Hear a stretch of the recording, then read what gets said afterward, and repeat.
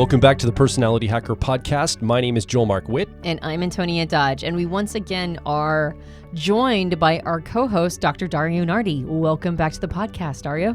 Thank you. It's a delight to be here again and to continue with body-mind practices. That's right, because last podcast, we were talking about your experiences in researching Carl Jung's thoughts on, basically body-mind practices in the terms of Kundalini yoga and his work with chakras. And that was a fascinating conversation. But this week, we want to get into more practical elements, less theoretical, less conceptual, and more about how we as different personality types actually experience mind-body practices. Like, what are some of the things that we're naturally attracted to? What are some of the things that we need that we might overlook, particularly through the lens of our cognition? Like, we're going to be wired to experience everything in certain ways. And certainly mind-body practices would be another thing that we would be wired to experience in very peculiar and particular ways based on our personality types. Yeah, absolutely. I've seen that in terms of just preparing Jungian yoga, and also some other people in the type field like Suzanne Brew in her 8 Colors book have thought about how do types experience fitness, get into healthy living, what are ways to motivate people, to self-motivate, and what ends up being rewarding for us, not just in the practical physical sense, but in a psychological sense. And part of that is also knowing what are the hurdles or barriers to overcome. And some of that can be from the person's environment, like if they didn't grow up doing any kinds of practices that are good for them, health-wise, fitness-wise, like diet-wise, just in terms of the whole body-mind connection, then they may have a real obstacle to that later. Mm-hmm. Conversely, if they had openings as a child to do that for whatever reason, I think it tends to come a little bit more naturally, or they eventually come around to it again. But yeah, we can talk about sensing, intuiting, thinking, feeling. We have all those functions either present and developed in us, or repressed or implicitly there as potential.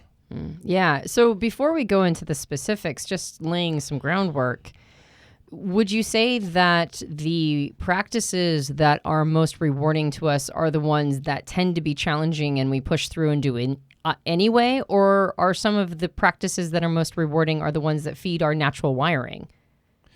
Well, there's this general idea of like a challenge curve, that if something is too little in terms of challenge, that we don't really step up to it. And if it's too much, then we're going to back off from it or not even get into it. So the trick is to find that sweet spot. And that sweet spot is actually a whole range in the challenge curve. And a lot of times I feel, especially with types who are a little bit hesitant to step forward, either they need a friend to sort of show them a way or do a little bit of research about it, whatever it is, to have a sense of like, oh, okay, like even just a very basic map and compass to get started. Because otherwise, we're just going to do the things that everybody else does, which is like going to the gym, which is not bad in and of itself, although I quit the gym, almost 10 years ago and have been very happy since. So there's a lot of good things to know with regard to type.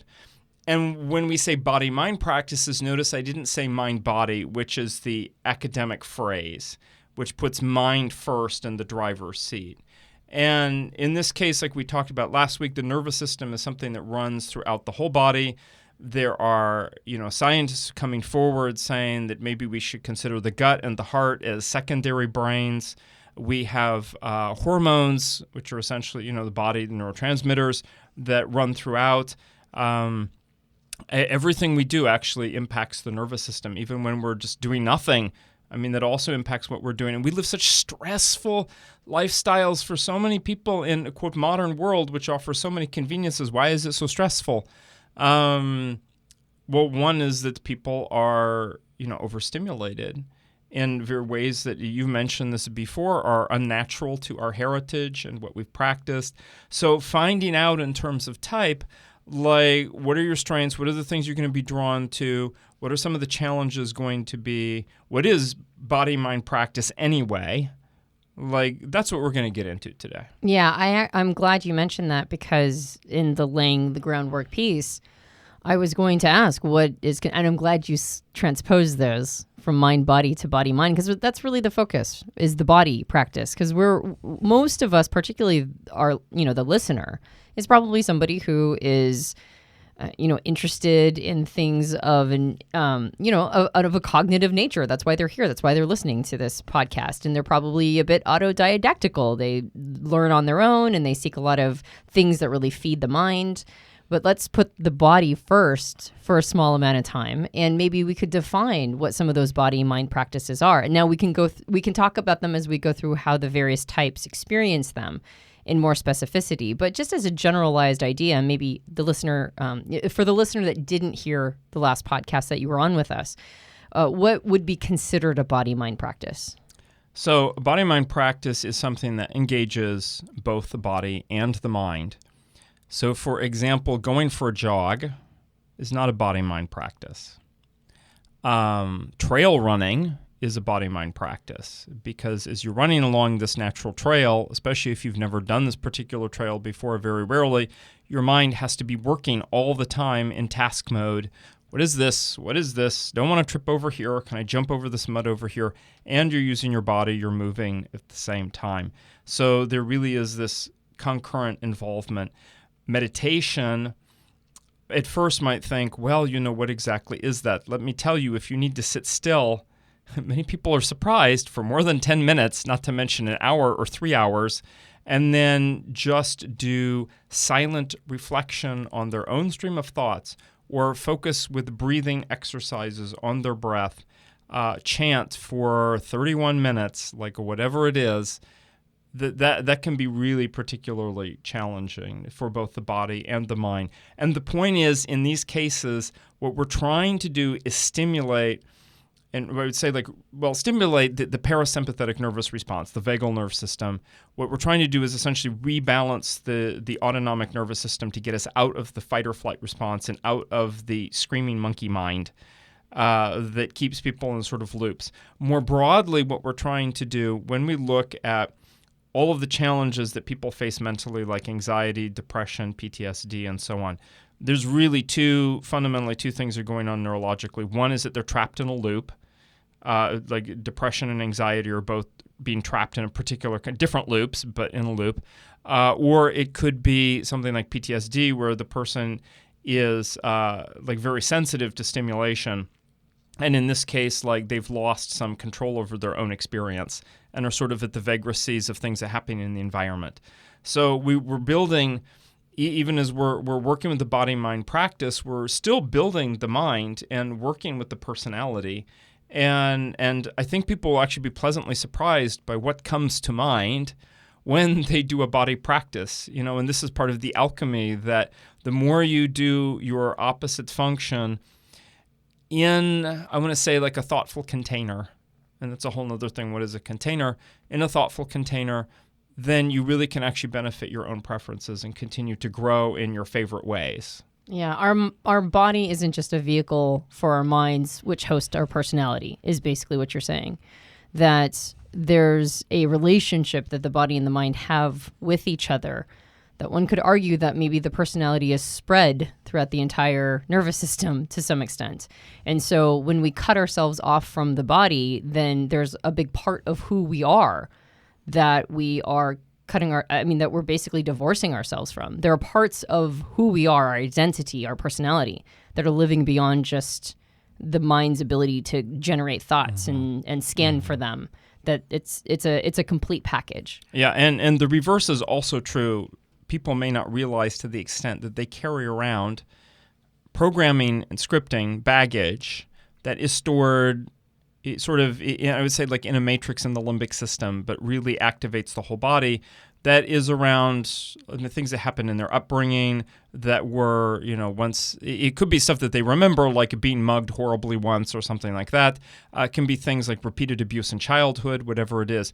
People have these facets of one-sidedness, and the one-sidedness, and Jung was very clear. He said anything that is not addressed at the individual level ends up being projected into what he called the political realm, which means the interpersonal interactions, the social interactions, and all of that. So when we don't engage in body-mind practice, knowing that we're actually carrying this baggage with us that's affecting us unconsciously, we're actually creating a whole drama that is drawing in and punishing other people, and then perpetuating cycles that happen in our families and in society. Man, that sounds like a media headline right there. Like that's like basically what I read in the news. People that may not be addressing individual issues, projecting it politically outward. I think we're all having the experience of seeing what that looks like in our world, like clearly. Very, very much so. And unfortunately, I remember a time in the 70s and 80s when there was like 3 or 4 news channels, and that was it. And they aired once or twice a night. And those channels had to attempt to appeal to everyone, because otherwise there is, it's very easy to know who your competitors are, and if somebody's going to go elsewhere. It's not the having like 100 different niche groups that we have today.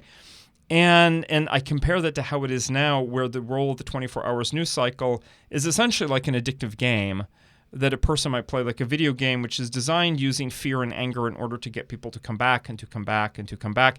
And every time any of you listening, you're reading a news headline or a story, and you have an emotional reaction to that, that story is activating your limbic system, and in fact activating your entire nervous system and your fight or flight response, and pulling up and connecting to baggage that is stored within you. And that baggage is stored, as described in the book, The Body Keeps the Score, and other works. The baggage is often semi-conscious or unconscious in nature. People have different ways, and we'll talk about that with each function. And it's, if you're letting it drive you, you talk about like the car model. Surprise, actually, who's in the driver's seat? What happens when the unconscious is in the driver's seat and the person thinks, oh, yeah, I have the navigation here. I'm the navigator. I know what's going on, except you're not driving. Yeah.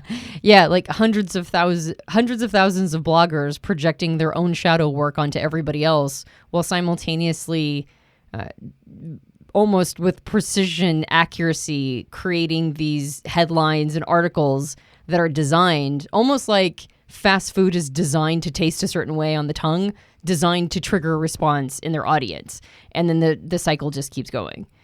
So, yeah, basically. So we see that all over the place. So I think there's a pretty strong argument to get in touch with one's body in order to be able to process and deal with whatever shadow work is in there, whatever work needs to be done in the unconscious, so that we don't take it into a political realm.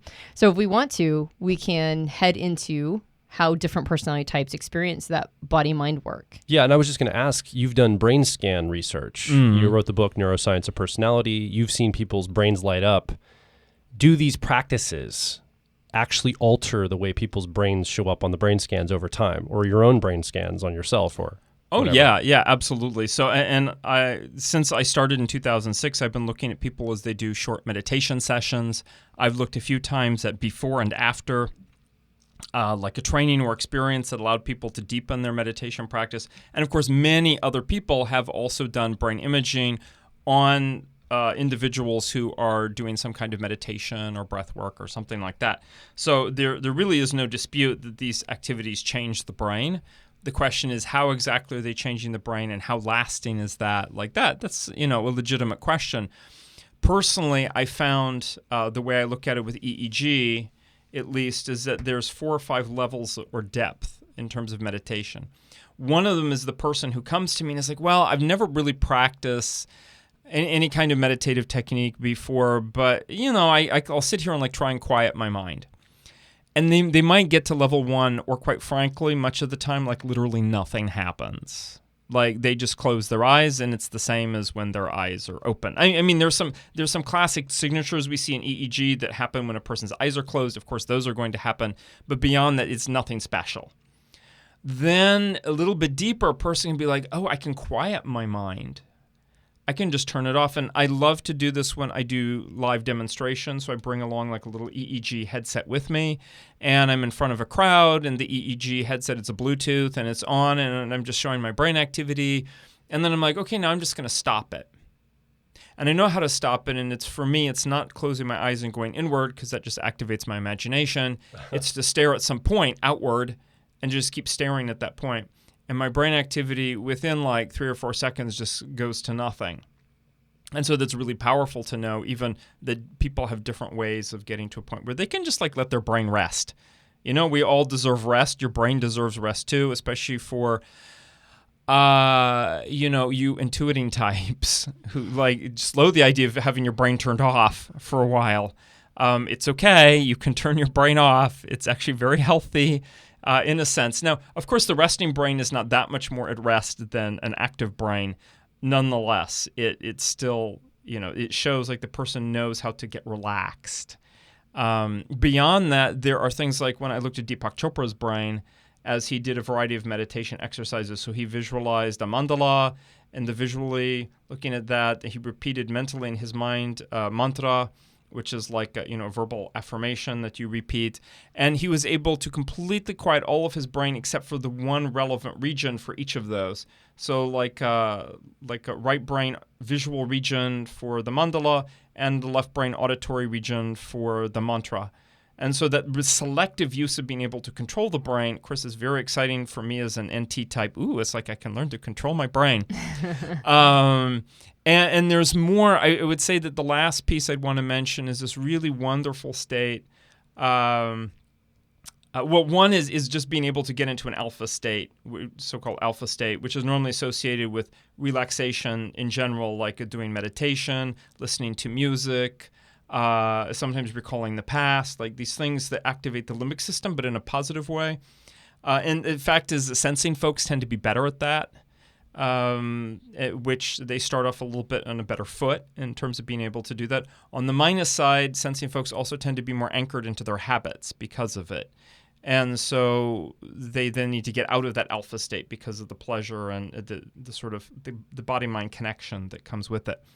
There's that. And then there's the piece where we have this highest sort of kind of brainwave, gamma waves, which are associated with sensory integration and learning and insights simultaneous with this really relaxed state at the same time, so that the person is both bringing up stuff from the unconscious and they're engaged in a learning state.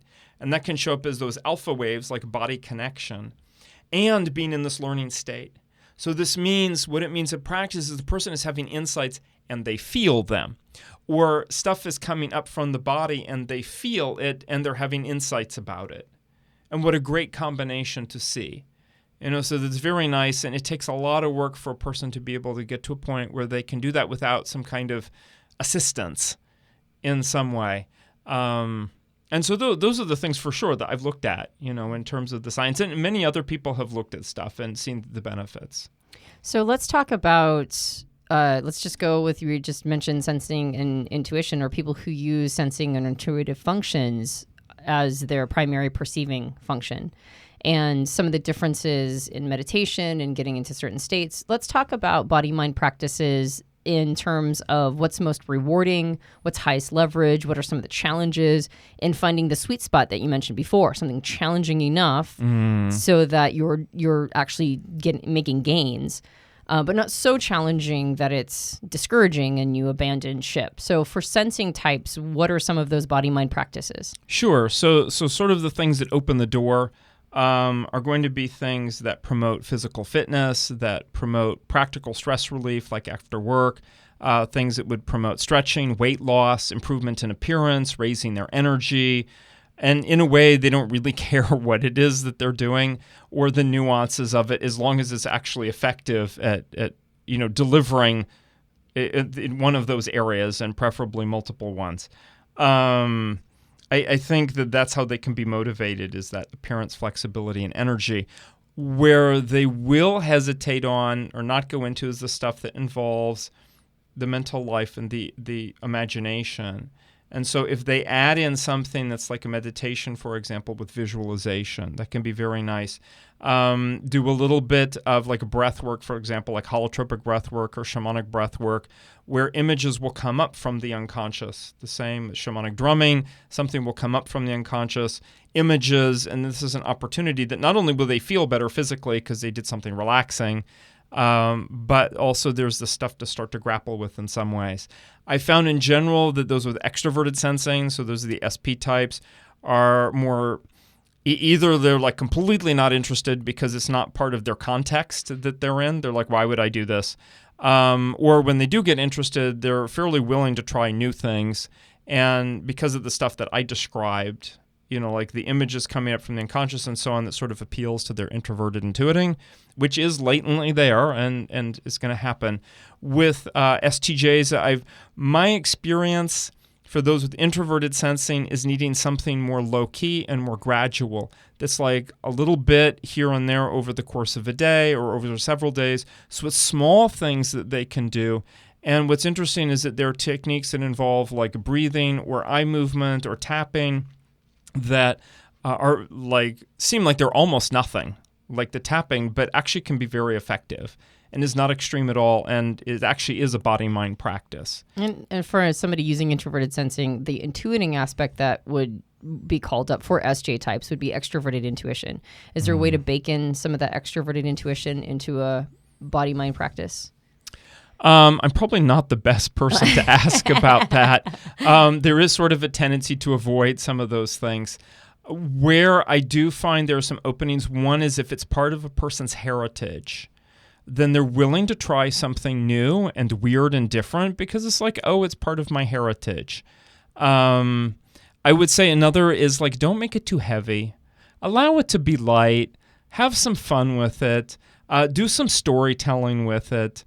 Don't make it so because NJs in particular, we can get a little overly serious about some of this stuff. So just lay off the seriousness. And I think that can actually go a long way because that's actually what makes it feel weird is the seriousness. That makes a lot of sense, actually.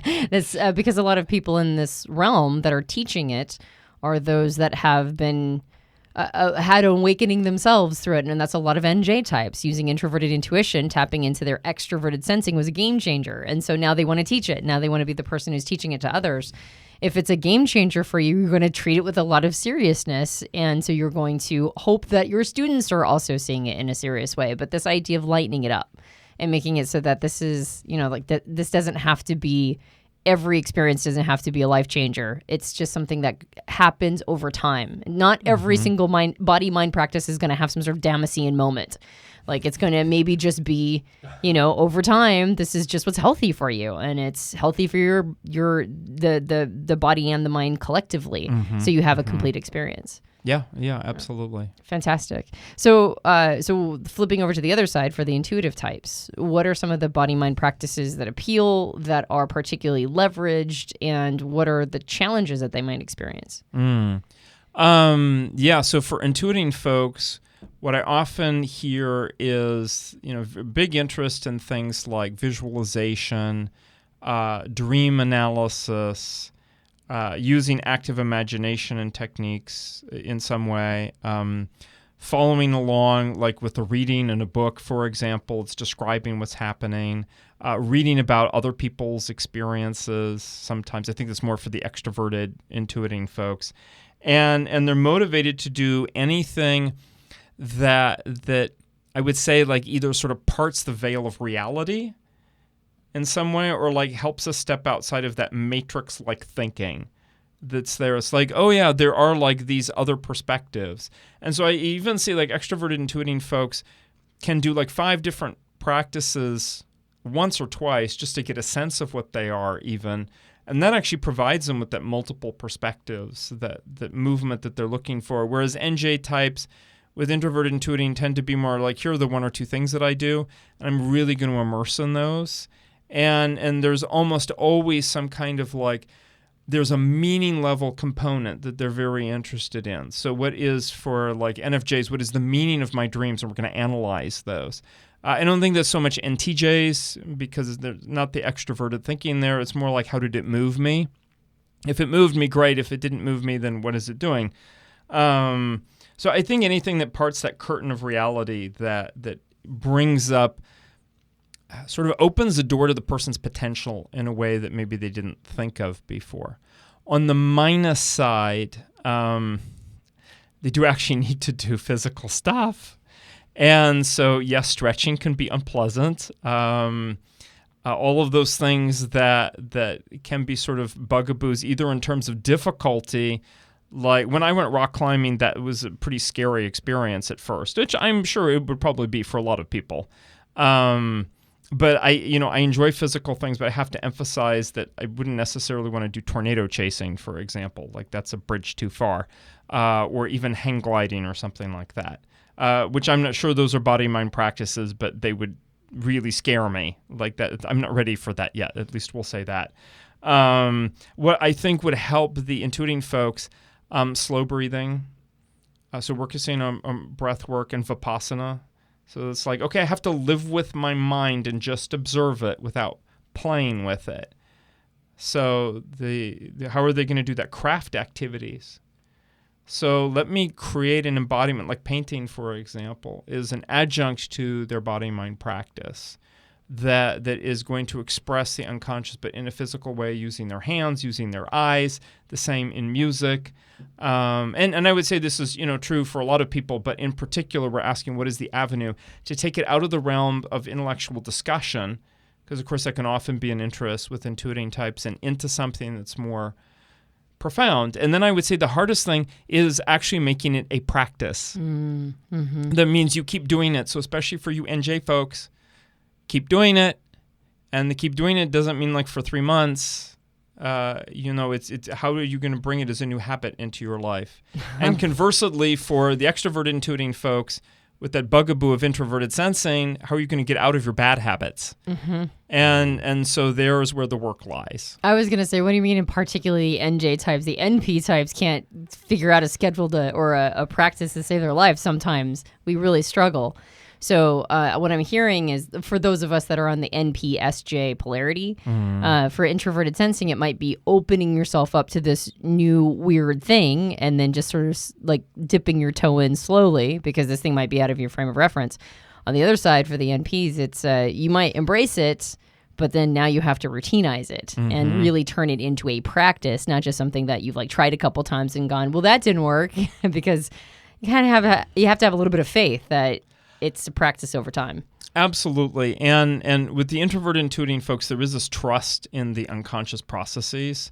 And often there is a very quick, like, either they completely miss it, or they're like, no, I've only done it twice, but I completely see the potential of all of it, and will therefore then throw themselves into it, because there is no, oh yeah, I tried it 3 times and it didn't do anything. And nor would an NJ ever consider that bragging rights either.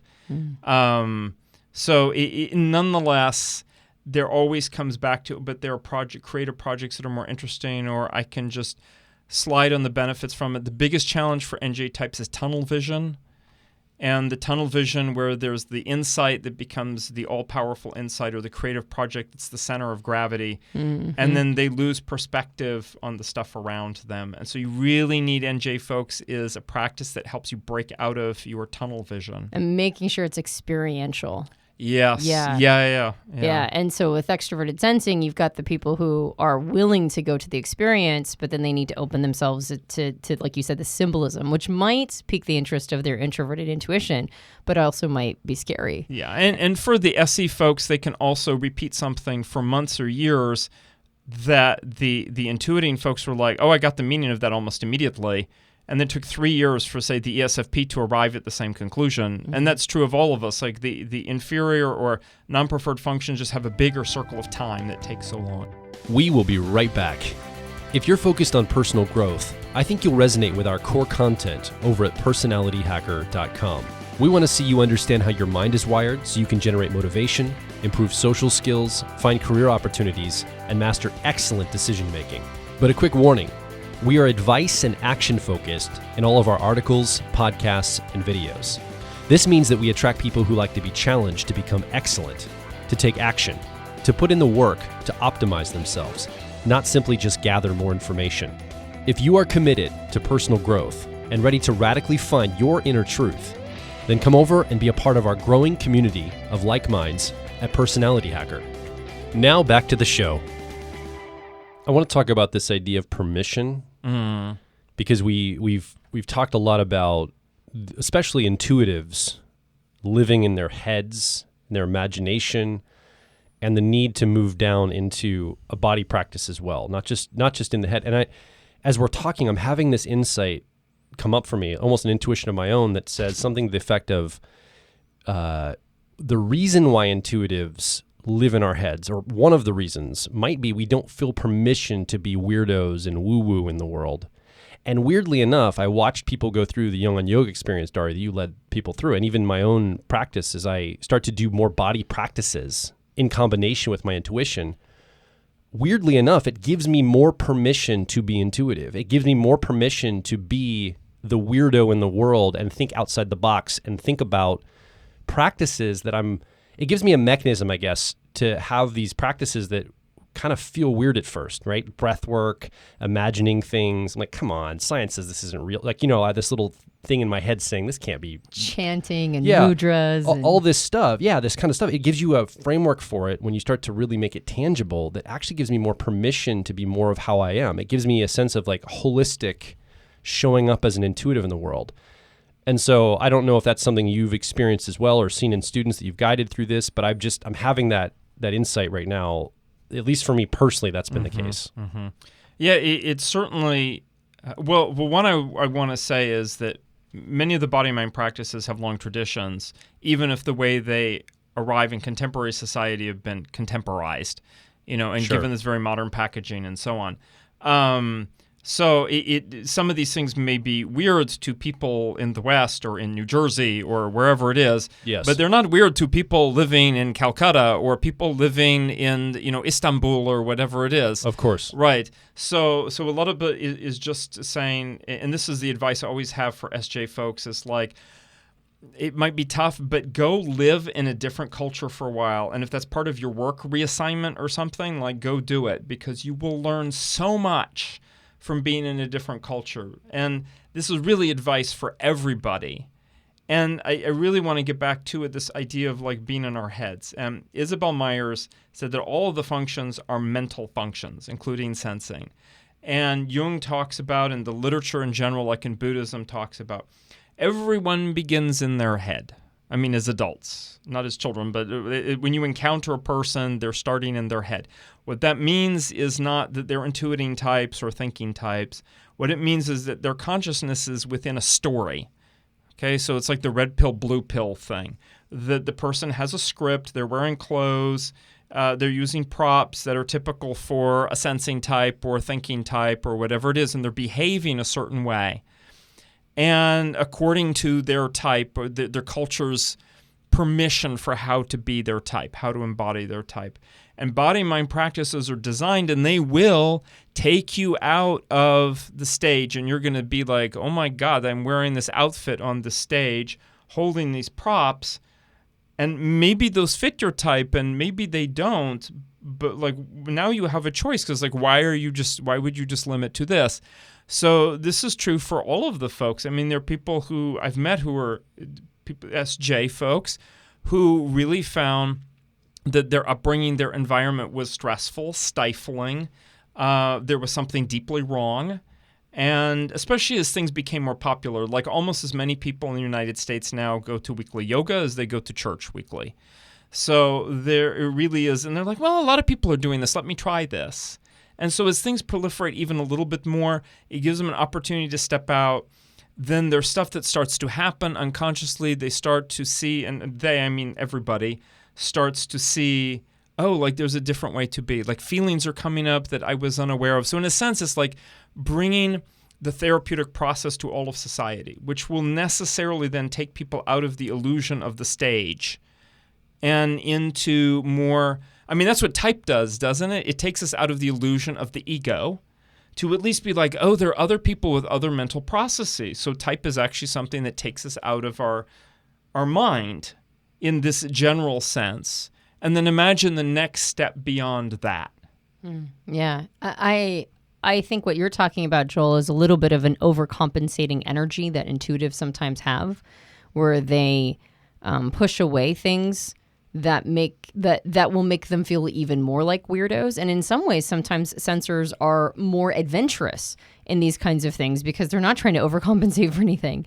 And when you allow yourself to enter this space, the need for overcompensating, the need to like pretend you're in the suit you're supposed to be wearing for whatever your culture is, suddenly, like you were saying, Dario, is that you now notice the suit, right? It's not just the pursuit of looking like you're like everybody else. You start to notice like, well, do I want to look like everybody else? Is it okay? And I heard too, Joel, you talking about, when you're in these practices, it's like you're being an intuitive. You're not just thinking like an intuitive, you're like being one. Exactly. Yeah, you're like living as one, which gives you a lot more permission to enter into your talents. It's embodied in my physical nature. Exactly. And I think all people have an intuitive piece of themselves and all people have a sensing piece of themselves. So these body-mind practices really allow us to be those things. They allow us to both be intuitive and be sensory, which we all are. But sometimes whether we're an intuitive overcompensating, trying to push away being an intuitive, or whether we're a sensor that's unsure of what that intuitive thing is all about, or a sensor that maybe is trying to be more like an intuitive and is pushing away their sensing aspect, or whatever the combination is, body-mind practices allow us to be in those spaces, experience them, having embodied experience. And so, I keep using this word complete, but that's kind of what it feels like. It feels like, well, now we get a complete experience as a human. Yeah, and Jung's push, it started early on as like, how can we move people toward wholeness? And then he modified that a little bit, understanding that wholeness, we never actually arrive at wholeness. And so it's something that we can briefly experience, and then we go to a new level with new challenges. And it becomes more like a circular process. But absolutely, I would say with these practices, people will discover with the body-mind practice, they will become more of their type, as well as bringing in their non-preferences. They have nothing to, quote, worry about. And I have met a variety of people of different types. For like SFPs, there's this very profound, I'm not happy with what am I doing. Oh my God, like what am I doing? Like, I'm just doing this, like, schlub-like job. Like, what? Maybe there's something more. And this could actually happen when they're 20 or when they're 50, whatever it is. Just like any other person may have this moment. For somebody who's, like, INTJ could be like, wow, it's true. Like, my type is only 2% of the population, but I'm so much like other INTJs. Because there's like a standard, Yankee American way to be an INTJ. And so is that what you want to be? Not to give anything about computer programmers. I too know how to program.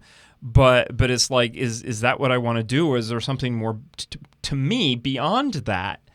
And so I think all the folks can experience it this way. For folks with introverted sensing, it's wonderful when they can get in touch beyond the culture that's contemporary of the moment, or the stereotypes, sort of like, this is what a teenager is supposed to be, so I'm going to act like the other teenagers, or this is what like a middle-aged person is supposed to be, and be like, what is the culture not only of my heritage, but of like the whole human race? What does it mean to be civilized? And, to an STJ, that could actually be quite moving argument, is like, what does it mean to be civilized? And then what kind of practices in daily life? So for an ESTJ, they'd be like, yeah, maybe like the biting sarcasm is like not the way to go. And I know an ESTJ who would make that regular pilgrimage to Burning Man, for example, because he said, I can be a really harsh person in everyday life, and this like takes me to the person that I can be. And Burning Man is a very odd experience filled with lots of intuiting types. And for him, it was a very conscious, clear reason to go, to be like, I'm resetting myself to be the best version of myself. So I would say this is true of every type. Body-mind practices are designed to bring you closer and closer to the best version of yourself. Absolutely. All right, so let's talk about thinking and feeling a little bit before we land the plane. So what are same question, what are some of the leverage points? What are some of the things we're naturally attracted to? And what are some of the challenges that we experience? Let's start with thinking types. Yeah. Well, they're certainly thinking folks they like stuff that's systematic. So what are the techniques to do this? How can I get the most out of it? What is the theory behind this? Why am I doing this instead of something else? Perhaps, not necessarily, but perhaps like a scientific inquiry is part of that, part of the reasoning process. How can I do, like if I'm doing something, how can I troubleshoot that as I'm going? So, for example, one of the things that can happen with me with certain yoga exercises is either the arch usually of my right foot, but sometimes my left, the arch will start to like tense up, with the cramp. And I'm like, what am I doing wrong? Like in terms of also just my musculature, which then makes me think systematically about my whole life, like maybe I'm sitting the wrong way. Maybe there's a stretching exercise I need to do to counteract the way that I sit. And that's only a symptom of what I'm doing with the arch of my, like that's just a symptom. So there's that. On the other hand, what is it that they're going to avoid? They're going to avoid the emotional stuff. I would say more than anything. Not just, I would say like the values laden stuff, but I think that's a little bit of a minefield because, the folks with thinking preference do have values, and sometimes the values are really deeply unconscious. And they're not going to admit to those. They're like, well, I'm trying to be objective. And by the way, objectivity is a thing that one can nurture. Like, it's not being influenced by all of this other stuff that comes in. To have some kind of externalized framework, that's a reference points, it's criteria, all of that, for fairness, for those kinds of things. But so it becomes, it could be values, but I think a lot of it is about, and by the way, that's when the body-mind practice really works with thinking type, one thing you notice is that the values shift. And usually there's an emotional eruption or something that happens as part of that. So anything that allows them to gently expose and release emotional stuff and to become more aware, like Kundalini yoga is called the yoga of awareness, but all of yoga is about awareness, more aware of how they're impacting others emotionally. And that has certainly been difficult for me. Extroverted thinking likes to lay on the business style with people, and I can say stuff, and I'm like, especially not to people I don't know, but people I know very well, I can say stuff that is true, but I'm so not diplomatic. And there are better ways to say these things, or maybe not say them, but find a different path. I think a lot of times as the emotions start to come up, there's a sense of confusion. So there needs to then be appreciation for that, going through that confusion process and understanding there's a benefit to getting to the other side of the confusion. I'm not associating feeling with emotions, and thinking is not emotions. I'm just saying that's like a very typical element that comes up. Thinking folks wear armor, and to take the armor off is like a big deal. And so what does it take to trust in vulnerability to take the armor off? So just to allow like emotional release to just begin to have a language. Like when I took this acting prep class and eventually one acting class, I really had to think every time I walked through the door. In fact, I'm driving, and 10 minutes before I even get there, I'm thinking about, how do I feel? How do I feel? That's a really good question. How do I feel? And if I was able to answer immediately, that's very suspicious, because that's not really how I feel. So I have to wait, and it might take 20 minutes or more for the answer to actually pop up and say, this is actually how you feel today. And this is the baggage you're bringing onto the stage or the warm-up practice, and you need to set that aside. And the beautiful thing is just becoming aware of it allows me to set aside, like it does 80% of the work right there. Would you have considered acting class part of your body-mind practice? Yes, I would, at least for the school of acting that I was involved with, which I really want to emphasize. 90% of my experience is just acting prep that you do before you even start trying to learn how to do acting. And so the preparatory work, so much is about timing, it's about connection, is about emotional resonance. There is actually movement, and so these were for film and television.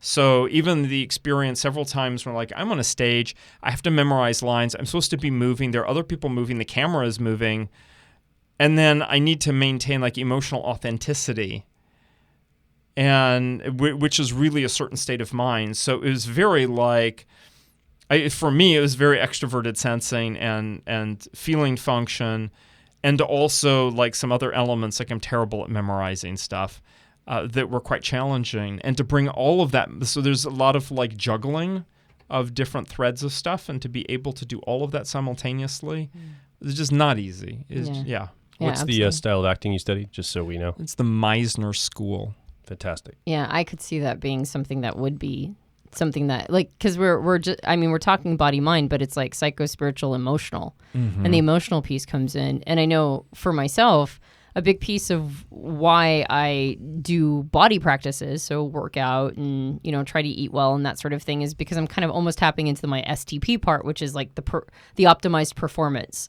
which includes the body. And if I leave it there, I know that I'm not like, I mean, that's good for me because I have a tendency to push anything that has to do with a relationship with my body as far down the road as possible, or at least I believe I'm wired to do that. So tapping into the optimized performance piece has been very persuasive to my introverted thinking function. And also, I got to a certain point where I realized that a lot of the wiring of my mind, the psychological work that I was attempting to do, was so interwoven with unprocessed emotion that I couldn't actually, it was like the coding was living behind emotion, like emotional processing. I had to do the emotional processing first before I could even get to the coding. And now that I've realized that that happens a lot, my psychological work is primarily emotional work.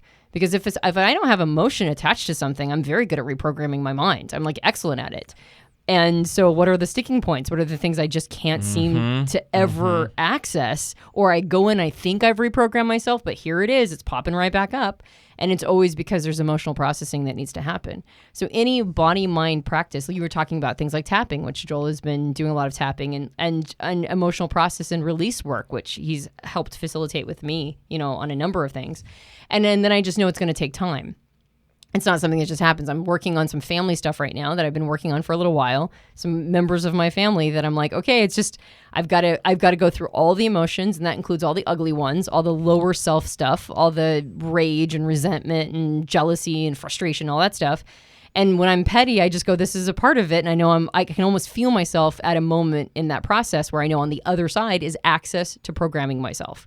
So, I mean, I guess it's still a think or reason to go through all this emotional processing, because at the end of the day, I'm honoring my thinking process by getting to that coding, but I can't get there as a direct line. I've got to go through this emotional processing stuff. And so I think for thinkers, if you can like sort of realize that there is no as the crow flies on some of this stuff. There's just detours and switchbacks, and a lot of them are emotional. And if you realize on the other side of it is a lot more agency around your thinking process, I think it becomes persuasive to do some of these practices. Absolutely. And it's the same for the sensing and intuiting functions, that just as people can have clearer, more effective thinking, and sometimes I think NTs forget that sensing thinking types can have super clear, effective thinking, like say in one line what the NT wrote a dissertation about, and that actually ends up being more effective. So imagine you can get to those points, I mean, in your own way. Yeah. And the same for intuition. The more it is fed by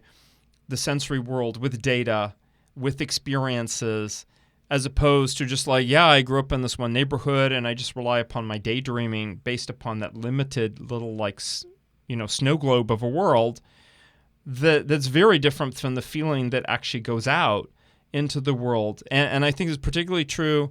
Well, we haven't gotten to the feeling function yet. We'll talk about that in a moment. But for sensing folks also, it's like I see this in creativity. It's like some of them, like they have the capacity for creativity. I mean, we all do, but in particular, like they have this like the dexterity, for example, for playing guitar and like doing these things. Like they learn really quickly and so on. And they're afraid to let out what is going to be there. Like they're afraid to go through the metamorphosis.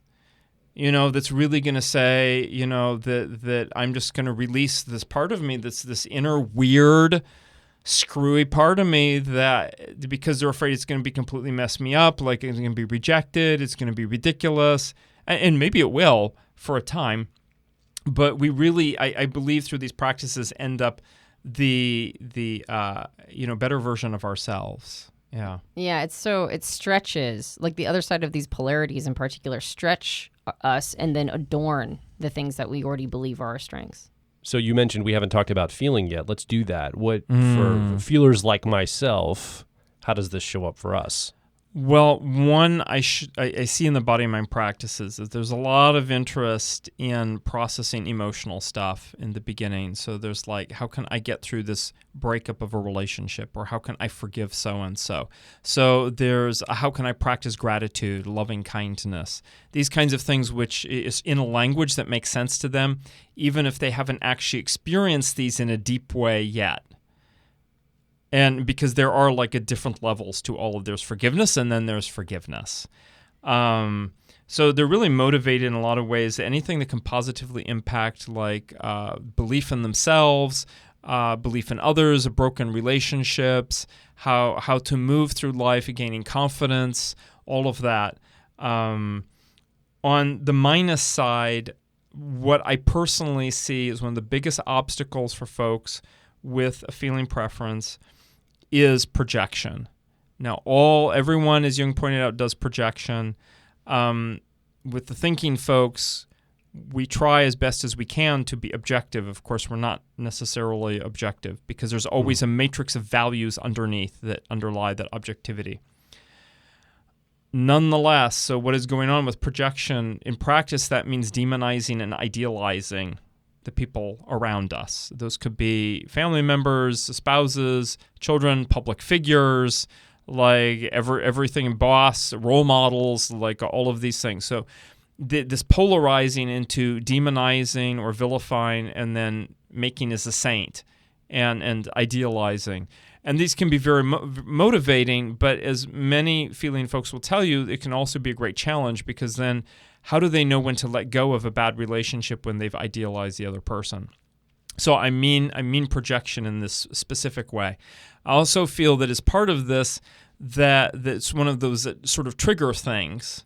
And we can see this with each one of them. So for example, thinking folks can have almost like a robotic motion and very stiff to their body. And this right away says to me like they really need body-mind practice. Like the reason they've become stiff is they're storing all of this stuff and they've almost made like a compartment, like they've made themselves into a machine in order to try and manage this. With the feeling folks, what I see is othering. So it's like it's an us versus them kind of thing. And that comes out of the idealizing and the vilifying. And usually there's an elaborate sort of cognitive structure around that with a variety of reasoning, which again, just like the thinking folks don't like to admit there's this whole underlying matrix of values. The feeling folks don't like to admit that many of their reasons are garbage. And I mean, I say that harshly, and I can be harsh about all of them. And Jung was much harsher. And so it really is like you want to practice loving kindness, it begins at home. And that's true for all of the folks, you know. But this I'm saying is like, what is the pathway to make it happen, and where is the challenge area? And so it's like coming to terms with those. And type is a great example of something that's thinking, which creates a sense of objectivity, and yet at the same time is like allowing them to take like doing perspective shifting and so on, and yet at the same time allows them to also honor and be themselves. Gotcha. So I almost hear you saying, and I'll talk to you as a feeler listening right now. If you're a feeler listening, just like when you observe a thinker who might be stiff in their physical body, they're wooden or stiff, and Dario's talking about, well, that's probably a sign of storing things and not being fluid with the body-mind practice. We feelers might be stiff in our minds. It's not as obvious maybe to the outside world because we don't physically manifest it, but although we might, but there's maybe a stiffness in how we think because of this. Could we say that? Yes. Yeah, absolutely. Absolutely. And often that passes by unnoticed, just like society today accepts, doesn't know about type, but like stiff body language nobody criticizes that. You know, the opposite is praised, but it's just in the office, in the work environment, extroverted thinking is the thing, right? So then what would be a good body-mind practice for a feeler to access more malleable thoughts or self-reflected or an ability to reflect on one's thoughts? It's a lot of mirror type of work. So it's like being aware, and I like to say sometimes it's like getting in tune with psychology, not in the sense of like, oh, I'm going to be a coach or therapist or counselor, because again, that's playing into the feelings desire. Let me take my own issues and put those aside so I can help somebody else. It's about really that mirror work that's which I could say, like sitting and doing Vipassana for 3 days and being alone with your own mind and your own emotions, and they're all you. Wherever you go, it's you in terms of the emotions. And again, this is true of everybody. And I mention this because the feeling folks tend to be more aware of this, and therefore this is the area that they can really work on in order to grow the most for themselves. So in taking all of this together, keeping in mind that everybody is doing thinking and feeling, sensing and intuiting, and one side is going to tend to be unconscious and undeveloped, taken for granted, that we all have challenges that come along with our preferences. There's one level that we can work at. Well, level 0 is not doing anything, really. Or we're doing a practice that's like a spiritual bypass or cover practice. Like, oh yeah, I go to yoga. And I really love this. Somebody came and said, she's like, yeah, after your course, I realized I've been doing yoga for several years, and I've been doing it like I'm a machine, and it's like a job. And that's actually not what yoga is about. Like, I'm actually treating myself badly because of it. So that's sort of like a level 0. And then a level 1 is saying I'm engaging in this body-mind practice. And there are things that we can go out and do. So whatever that is, and I would say people really feel free to explore the options and circle back. Also think about what has worked in your life before. So I remember when I was in Japan, I did a little bit of kendo, which is Japanese sword fighting. I loved kendo. If I ever went back to something like that, that would be the thing I would go back to. I did a little bit of martial arts when I was 12. It was Taekwondo. I don't think that was really appropriate for me. I didn't enjoy it. But then when I started to learn Qigong, which is more like a practice that you do before you start doing martial arts, that was great. I really enjoyed that, and learning from another INTJ as well. So some of it is just, thinking about what has worked for you and getting into that. And there's really a whole range of things and making that a practice. The level 2 is then saying, I'm taking this very seriously in a fun way. Let's not be too serious. And that's where we're really going to go and say we're going on a journey and that might be not happen until midlife, or it might happen early on in the person's 20s. They're like, I know I'm not going to work for a big company. I don't want to be something like a blogger. I don't want to be part of the system. What are the other options available? And maybe that means living on a commune farm, but does that necessarily, maybe that's just a fulfillment of their own INFP values or whatever it is. And so that level 2 often is doing stuff that's a little bit more extreme. So that's, sort of the way it is. So when I've been to Brazil a couple of times now.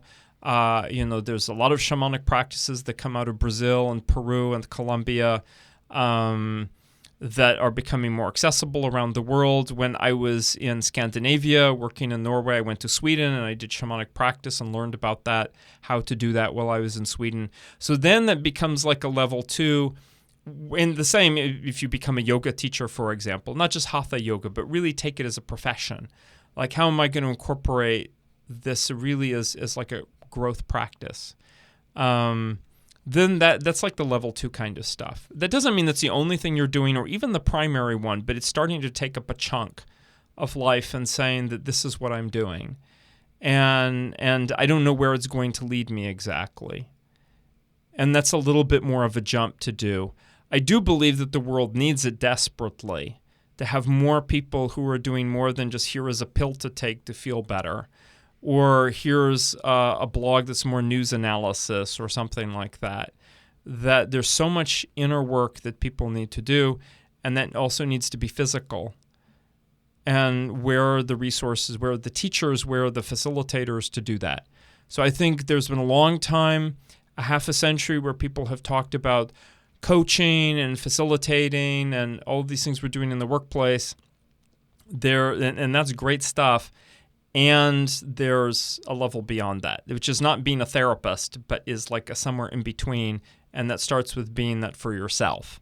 And how are we going to do that? It's like any couple, for example, that takes relationship growth seriously in the way that it's like, yeah, we're going to step up.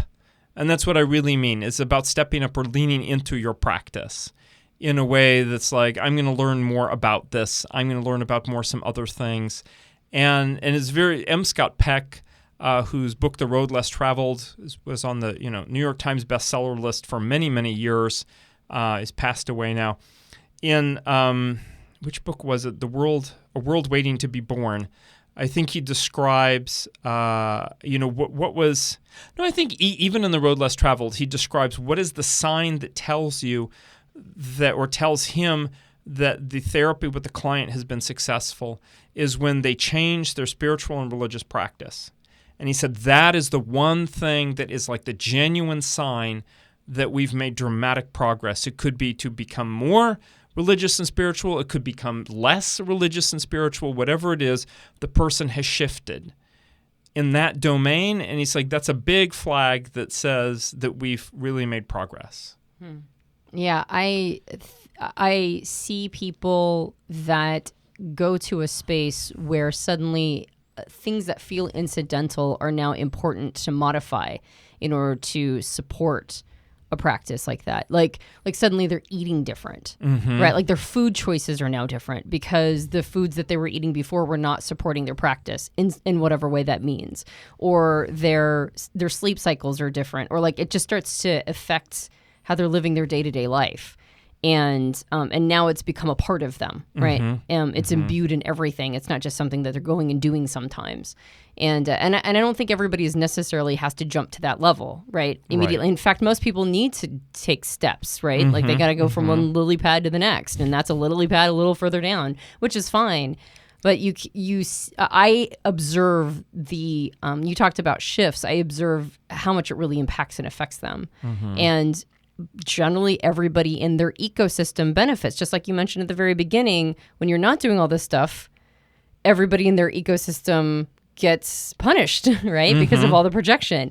And then when a person decides to take this path, now everybody in their ecosystem benefits, regardless of whether or not they're doing the work, right? It's almost like it sends this like energy out to the matrix that kind of makes everything, like lifts everything around it. Yeah, absolutely. And while the person may then no longer be suited for like a standard corporate career track or whatnot, those individuals still usually are quite suited and needed in society nonetheless. And so they become those individuals that end up being beacons or facilitators for whether it's a small group of people, a few at a time, or whether it's a large group of people, whatever it is. And I'm not saying don't go out and feel like, oh, I need to be doing this for others, but there is this concept, especially later in life, when you look at the developmental materials talking about stewardship and service, and what does that look like? And it's something that maybe won't, and I don't want to push it prematurely on people who are in their teens or 20s or even 30s, because they're still doing that important work of like, who am I and how can I have established base in the world and get along in society. Nonetheless, be open to the idea when the time comes that some things are going to shift in a different direction. Yeah, sometimes you can wake up too early.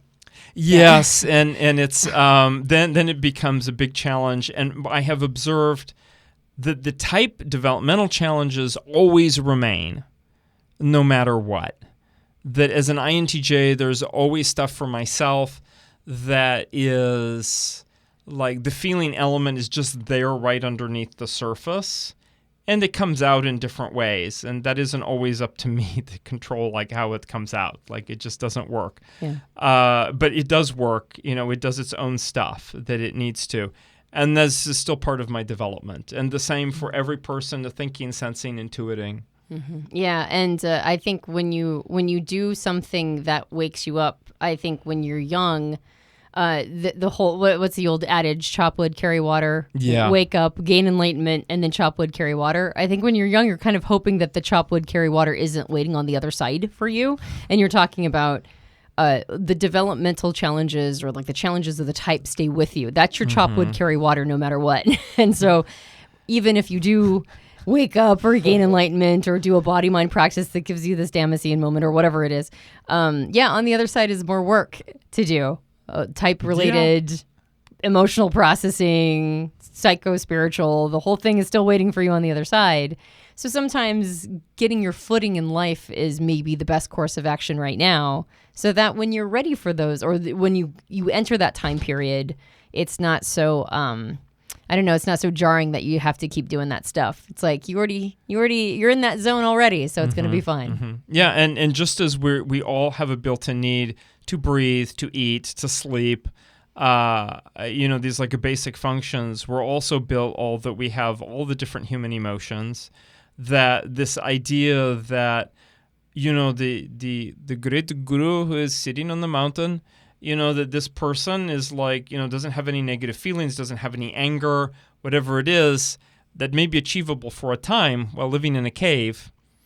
But when exposed to the world, the body and that level of the emotional being is still like, yeah, we still have all the human stuff going on all the time. You get to keep processing that. Yep. And the same, there's just like always more to explore and discover, and questions to ask in science. It works the same way. In sensing, there's always more to experience. We're to experience more deeply. In intuiting, there are always more ideas. There are always more realizations. And it's at every level of the being, it's there. And so we don't get to like magically ascend to some perfected level or something. But that said, we wouldn't be talking if we didn't feel improvement, as improvement is possible. Dario, this has been fantastic conversation. This in the last episode, I thoroughly enjoyed it, and I'm guessing you listening along have also thoroughly enjoyed this conversation. You haven't had a microphone, though. It's just been Dario, Antonia, and myself talking here. And I'm sure there's things you wish you could have said during this conversation, like, oh, wait, I want to share my idea or my question or my thought. Well, now you have your chance. You don't have a microphone, but you can come over and make your voice heard at personalityhacker.com directly below this episode in the comment area. Please feel free to share a comment, ask a question, or more importantly, share your story. Maybe you have experience with some of these things we're talking about, body-mind practices that have altered your life.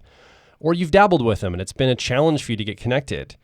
And maybe you figured it out, or you're still in the middle of the struggle. We want to hear about all of those things. I think it's very valuable for the like minds that listen to this podcast, like you, will learn from the things that you share. So come over, make your voice heard at personalityhacker.com. Dario, thank you so much for joining us once again as our co-host. We are so appreciative of you sharing the decades of cold knowledge and data, but also your experiences as somebody who really has come through body-mind practices that have really been game changers for you. So thank you so much for sharing your experiences with us. Where can people find you online?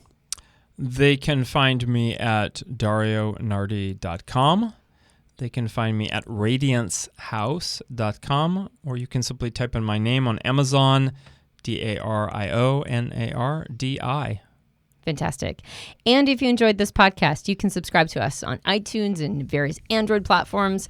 If you leave us a rating and review on iTunes, that helps us out a lot. We have a program that we have co-produced with Dr. Dario Nardi called Young on Yoga. So if you would like to start your own body-mind practice and do it through the lens of Carl Jung's work as well as personality type, head over to personalityhacker.com, and Young on Yoga is available in our product catalog.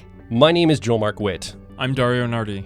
And I'm Antonia Dodge. And we'll talk with you on the next Personality Hacker podcast.